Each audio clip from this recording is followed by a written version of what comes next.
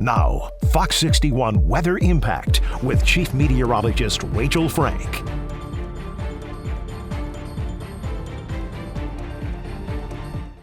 Hi everyone, Fox 61 Chief Meteorologist Rachel Frank with your weather impact forecast. And I'm sure the heat has had an impact on you in some way or another as we move through the last couple of days. Highs have been right around 90. I think we have one more 90-degree day to go. Overall, this heat wave has been a little bit easier to deal with when compared to some of the previous heat waves that we've seen so far this season.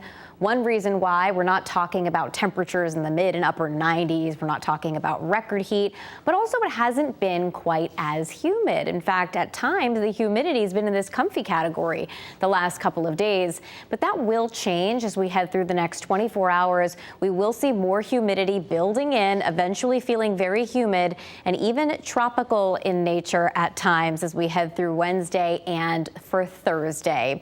Friday into the weekend, the humidity sticks with us. It does turn cooler and less humid, though, as we head into early next week. So there is a light at the end of the tunnel if you're not a fan of warmth and humidity. Low temperatures tonight, yeah, it's going to be a lot more warm and humid. Overnight lows around 70 degrees. The Perseid meteor shower peaks tonight. The reason I'm not really hyping it up, though, is because we still have a very bright, nearly full moon, and that'll really limit how much you're able to see. But if you want to give it a shot, look up. It peaks around 2 or 3 o'clock in the morning, and there's not a lot of clouds out there. But again, you do have that light pollution from the moon. Heading into the day tomorrow, highs will be in the 80s to right around 90 degrees, including 90 in Hartford, 88 in Chester, and 89, the high temperature rather, in the Danbury area. Starting off the day on Wednesday, we'll begin with some low clouds and some fog. Then we break for sunshine, and it turns out to be another very warm to hot day. But we'll be watching that chance for a hit or miss shower or storm as we head through the afternoon. The best chance of seeing a shower or storm will be right around the I-84 corridor and north and west of I-84, north and west of Hartford. Again, I think the farther south and east you live, the lower risk you have of seeing a shower or storm, which is actually unfortunate. There have been brush fires over the last few days.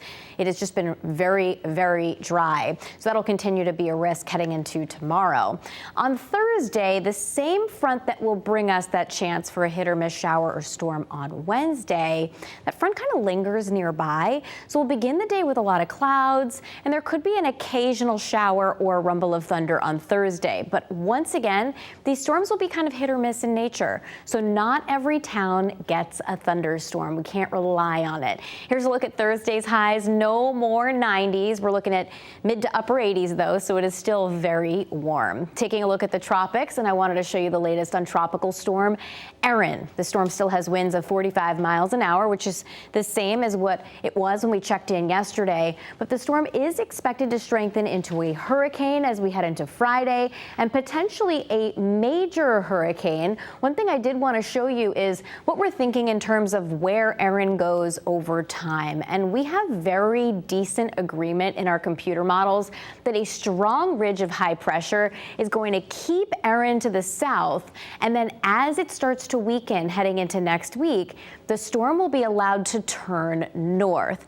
How quickly this area of high pressure weakens will determine how quickly the storm turns to the north. But we are seeing very decent agreement that this storm ends up staying away from the East Coast.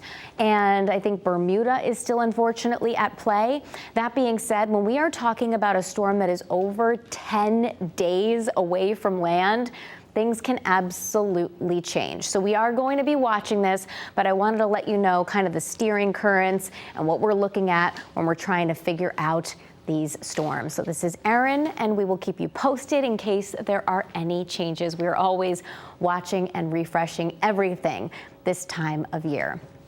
7-day forecast shows 80s for Thursday and Friday. Friday does turn a bit less humid, but it's still very warm. Saturday as well. Maybe an isolated shower or thunderstorm Sunday afternoon. And then next week will be cooler.